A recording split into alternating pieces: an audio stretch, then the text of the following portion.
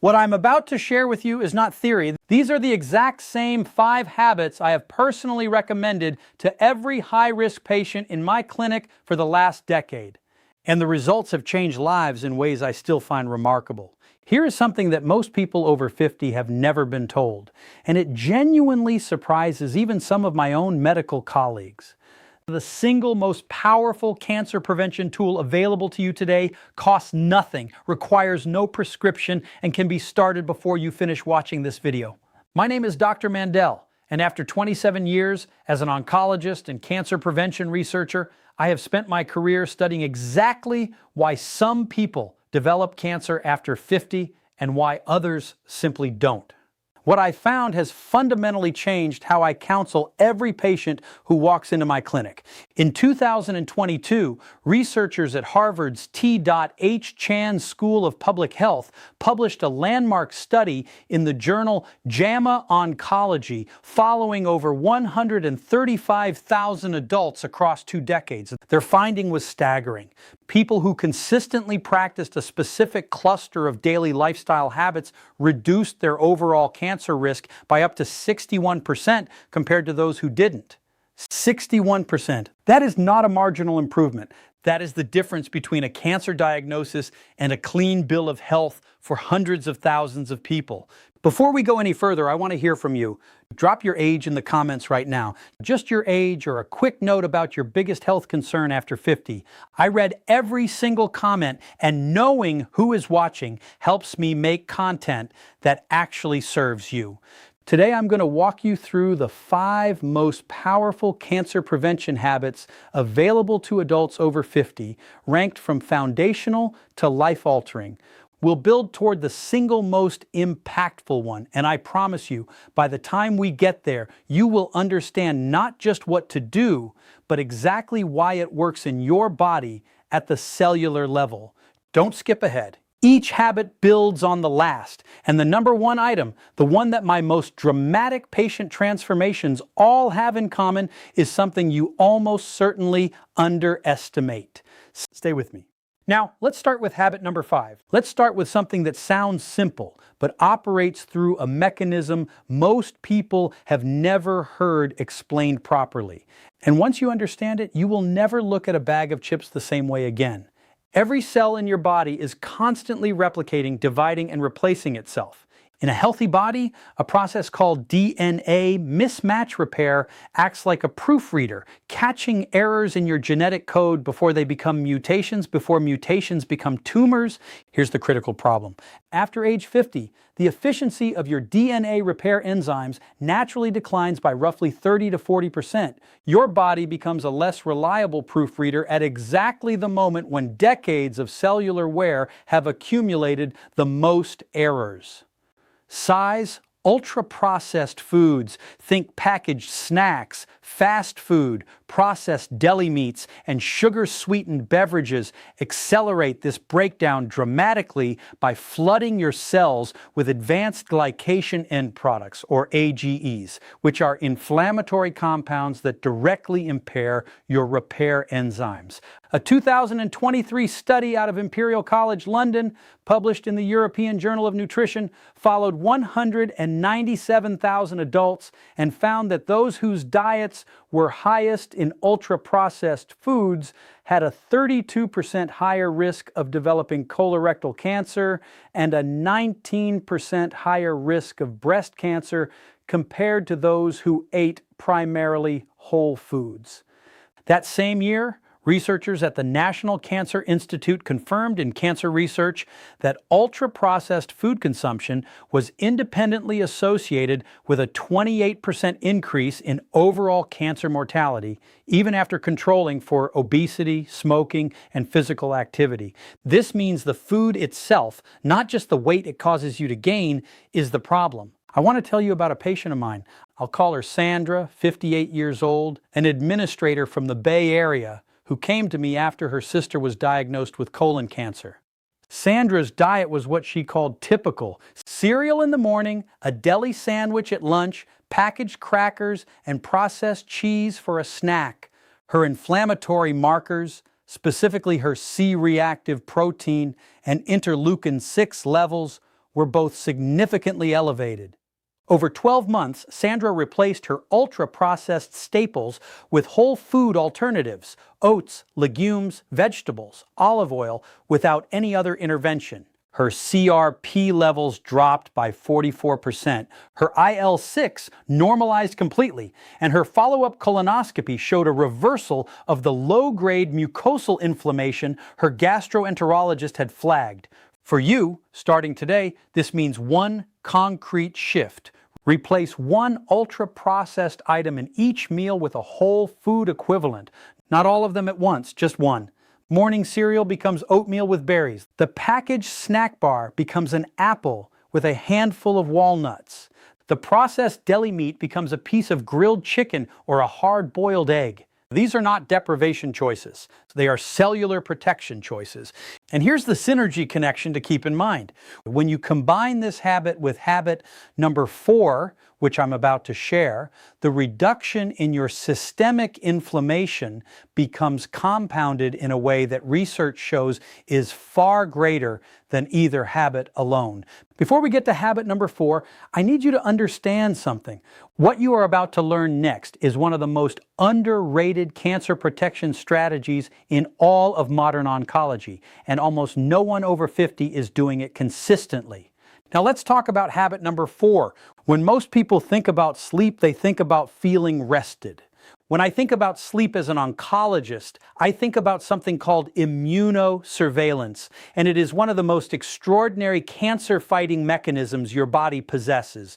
Your immune system contains specialized cells called natural killer cells, or NK cells, whose job is essentially to patrol your bloodstream and tissues, identifying and destroying early-stage cancer cells before they can establish themselves. Think of them as your body's internal security force. Here's what most people don't know. NK cell activity is almost entirely regulated by your sleep cycles. Specifically, the deep, slow-wave sleep stages that dominate the early part of your night, stages 3 and 4 of non-REM sleep, are when your body releases a cascade of cytokines, proteins that directly amplify NK cell production and activation. After age 60, the proportion of slow-wave sleep your body naturally generates drops by approximately 50%, meaning your cancer surveillance system is running at half capacity unless you actively work to protect it. A 2019 study from the University of Chicago, published in the Journal of Experimental Medicine, showed that just 1 week of sleeping, fewer than 6 hours per night, reduced natural killer cell activity by 70% in healthy adults. 70%. A separate 2021 analysis from the International Agency for Research on Cancer, which reviewed data from 27 studies and over 2 million participants, found that chronic short sleep duration, defined as fewer than 6 hours, was associated with a 40% increased risk of breast cancer, a 36% increased risk of prostate cancer, and a 55% increased risk of colorectal cancer in adults over 55. My patient Robert, 63 years old, a retired engineer who prided himself on functioning well on 5 to 6 hours of sleep, came to see me following a precancerous polyp finding. Robert was not obese, he didn't smoke, he exercised regularly, but his sleep was fractured and short. We implemented a strict sleep hygiene protocol, a consistent 10:30 p.m. bedtime, complete light and device darkness after 9 p.m., a bedroom temperature of 67 degrees Fahrenheit, and a magnesium glycinate supplement to support slow-wave sleep depth. Within 8 weeks, his self-reported sleep duration had increased to 7.5 hours, and his objective sleep tracker data showed a doubling of his deep sleep stages. His NK cell count, measured through follow-up blood work, increased by 38%. For you, the most actionable starting point is what sleep researchers call anchor sleep, committing to the same wake time every single morning, even on weekends, because your wake time anchors your circadian rhythm far more powerfully than your bedtime. Set that alarm, keep it. Even 1 week of consistent wake timing measurably improves sleep architecture in adults over 50. And when you pair optimized sleep with the dietary changes from habit number 5, your body's inflammatory baseline drops to a level where your immune surveillance system can function the way it was designed to. But as powerful as these first 2 habits are, they are preparation for what comes next. A habit that directly intervenes in the biological clock of your cells in a way that scientists only fully understood within the last 15 years. Now let's start with habit number 3. I want to reframe something for you right now because the word exercise carries a weight, a sense of obligation and effort that causes most adults over 50 to tune out. What I'm about to describe is not exercise in the way you're thinking of it. What I'm talking about is purposeful daily movement. And its effects on cancer biology are so specific and so profound that I believe it deserves its own medical specialty. At the heart of this habit is a molecule called insulin-like growth factor 1, or IGF-1. IGF-1 is a hormone that promotes cell growth, which is exactly what it sounds like, both useful and dangerous. In youth, IGF-1 drives healthy development, but after 50, chronically elevated IGF-1 levels, which are directly driven by sedentary behavior, act as a fertilizer for cancer cells, accelerating their proliferation. Regular moderate movement is one of the only lifestyle interventions proven to lower baseline IGF-1 levels and simultaneously upregulate a tumor-suppressing protein called p53, which functions as your cell's most powerful internal stop signal against malignant growth. A 2020 study from the American Cancer Society, published in the Journal of Clinical Oncology, tracked 186,000 adults for 10 years and found that those who engaged in at least 150 minutes of moderate intensity movement per week had a 42% lower risk of developing colon cancer, a 38% lower risk of breast cancer recurrence, and a 26% lower risk of all-cause cancer mortality. A companion study from the University of Queensland, published in The Lancet in 2022, found that simply breaking up prolonged sitting with 5-minute walks every hour reduced blood markers of tumor-promoting inflammation by 27% without any structured exercise at all. My patient Eleanor, 71 years old, came to me 2 years after a stage 1 breast cancer diagnosis. She had completed treatment successfully, but was terrified of recurrence. Eleanor had arthritis and couldn't run or do traditional gym workouts. We built her a movement protocol around what she could do. 20 minutes of brisk walking after breakfast, standing while watching television in the evening, and 5-minute stretch and walk breaks every hour during her sedentary afternoon reading time. At her 12-month follow-up, her IGF-1 levels had dropped by 23%. Her oncologist noted significantly improved NK cell counts in her blood work, and she described her energy and mental clarity as completely transformed. For you, the implementation is this: start with a 20-minute walk after your largest meal of the day. Research from Stanford, published in 2021, confirms that post-meal walking specifically suppresses postprandial glucose spikes, which independently fuel cancer cell metabolism by up to 33%. You don't need a gym, you don't need equipment. You need your own front door and a consistent commitment. And when this movement habit is layered on top of the sleep optimization from habit number 4 and the dietary overhaul from habit number 5, your IGF-1, CRP, and IL-6 levels, 3 of the most important cancer-promoting molecules in your body, can drop in a way that no single intervention achieves alone. Now, if you are finding value in what we're covering today, I want to pause and make a quick request. Please subscribe to this channel, hit the like button, and share this video with someone over 50 who you care about. This content takes months of research to produce, and your support allows me to keep making it freely available. Now, habit number 2 is one that surprised even me when I first reviewed the evidence, because it's something we all do every single day, and almost no one is doing it with their cancer risk in mind. Now, habit number 2, I know what you may be thinking. Stress management sounds soft. It sounds like a wellness buzzword, not a clinical intervention. I want to share with you exactly why that perception is dangerously wrong and why in 27 years of oncology, I now consider chronic psychological stress to be one of the most under-discussed drivers of cancer after age 50. The mechanism is a molecule called cortisol, your primary stress hormone. Short-term cortisol release is healthy and adaptive. It's your body's emergency response system. But when cortisol is chronically elevated, as it is in people experiencing persistent stress, anxiety, grief, loneliness, or unresolved trauma, it triggers a cascade of biological consequences that are deeply relevant to cancer biology. Cortisol suppresses the expression of BRCA1 and BRCA2, your two most critical DNA damage repair genes. It upregulates an inflammatory pathway called NF-kappa B, nuclear factor kappa B, which directly promotes tumor cell survival and resistance to apoptosis, the natural cell death process that eliminates damaged or malignant cells. In plain English, chronic stress tells your body to keep damaged cells alive rather than killing them, which is the biological foundation of cancer. A 2022 study from Ohio State University's Comprehensive Cancer Center, published in Nature Immunology, found that chronic psychological stress reduced tumor-infiltrating lymphocyte activity, the immune cells responsible for attacking cancer, by 48% in adults over 60.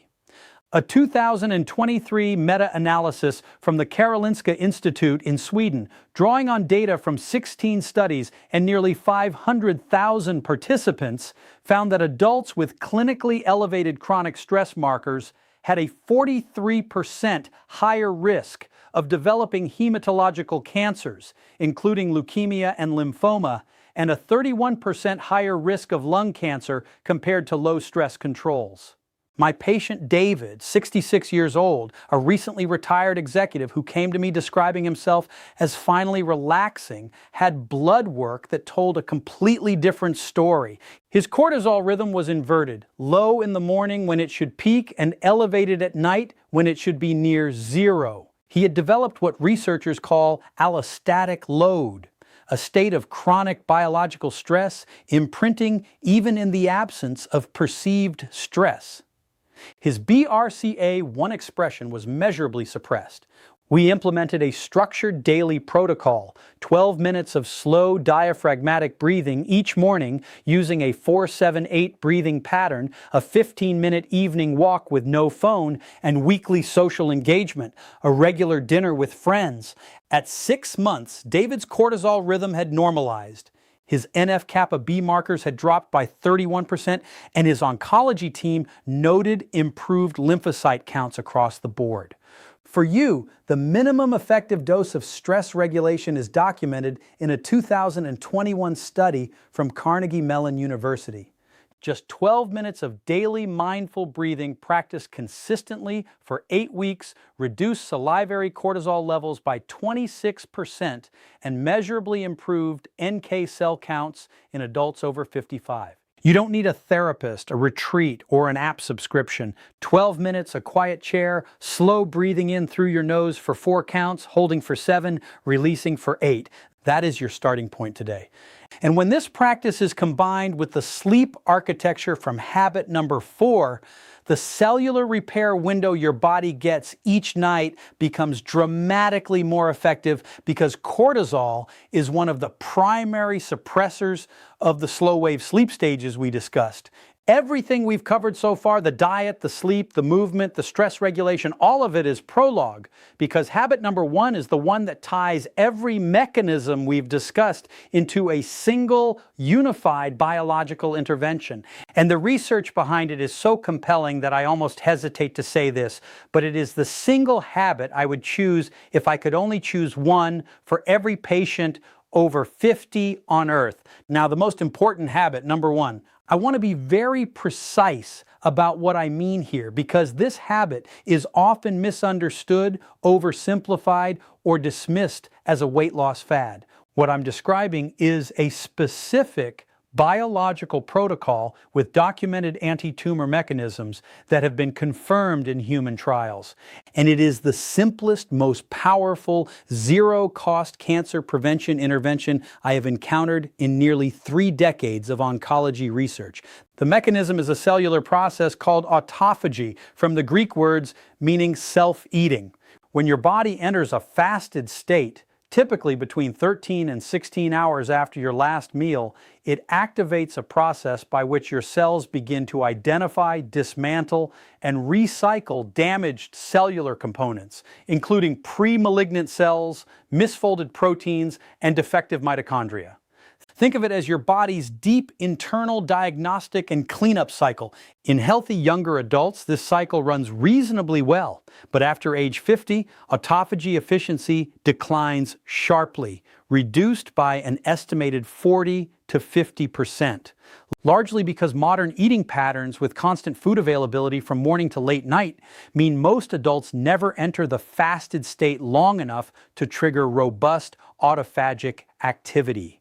When damaged cells are not cleaned up, they accumulate. Accumulated cellular damage is the biological substrate of cancer. A 2019 study from the University of Southern California, published in Cell Metabolism, found that adults who restricted their eating to a consistent 10-hour window each day for 12 weeks showed a 34% reduction in insulin-like growth factor 1, a 29% reduction in CRP inflammatory markers, and a measurable upregulation of autophagy markers compared to controls eating across 15 or more hours.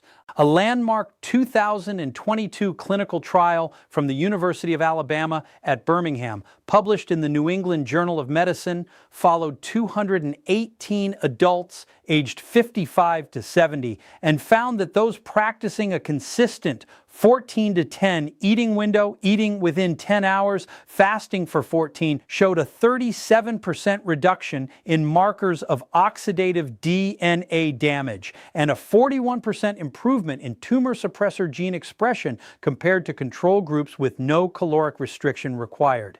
Let me tell you about Michael, 61 years old, a school teacher who came to me 5 years ago with a history of precancerous colonic polyps, a family history of pancreatic cancer, and a fasting glucose level sitting at the high end of the pre-diabetic range. Michael was not overweight.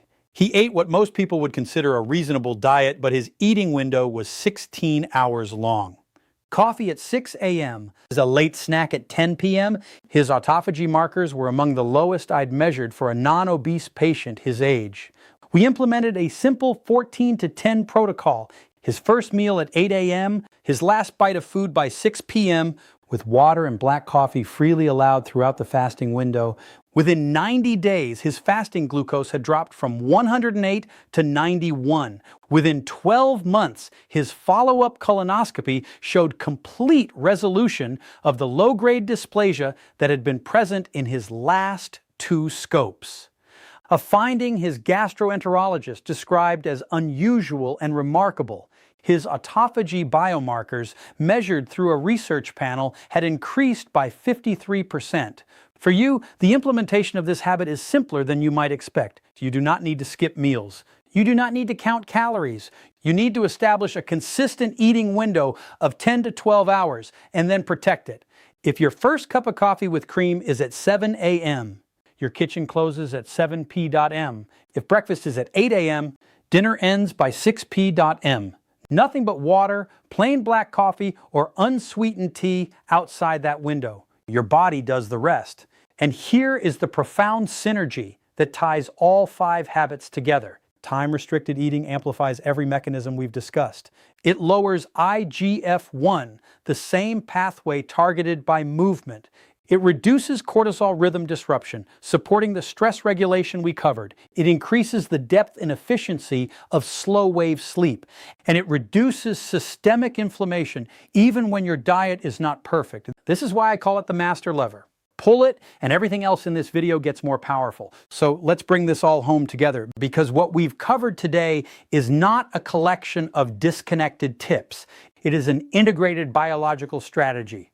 Habit number 5. Eliminating ultra-processed foods removes one of the primary suppressors of your DNA repair machinery, the cellular proofreading system that becomes 30 to 40% less efficient after 50. Habit number 4, optimizing your sleep architecture restores the natural killer cell activity that is your body's primary internal defense against early-stage cancer cells, which drops by up to 70% with chronic short sleep. Habit number 3, daily purposeful movement directly lowers IGF-1, the growth hormone that fuels cancer cell proliferation, while upregulating the p53 tumor suppressor that tells malignant cells to stop. Habit number 2, strategic stress regulation normalizes the cortisol rhythm that suppresses your 2 most critical DNA repair genes and keeps damaged cells alive longer than they should be. And habit number 1, daily time-restricted eating activates autophagy, the cellular cleanup system that is your body's deepest and most fundamental cancer prevention mechanism, while amplifying every other habit on this list. I want you to hear something from me directly as your doctor in this moment. It is never too late. The research I've shared with you today does not come from studies of 30-year-olds with perfect genetics. It comes from studies of people exactly like you, adults in their 50 seconds, 60 seconds, and 70 seconds, who made targeted lifestyle changes and produced measurable, documented biological improvements. Your cells are not fixed. Your risk is not sealed. Every morning you wake up is another opportunity to shift the conditions inside your body. Now, I have one final question for you. Of these 5 habits, which one are you going to start this week? And what is the biggest obstacle standing between you and that first step? Tell me in the comments. I genuinely want to know, and I will respond. If this video gave you something valuable today, please hit the like button. Subscribe so you don't miss what's coming next, and share this with one person over 50 who deserves to know this information. Your future self is counting on the decision you make right now. Take care of yourself because you absolutely can.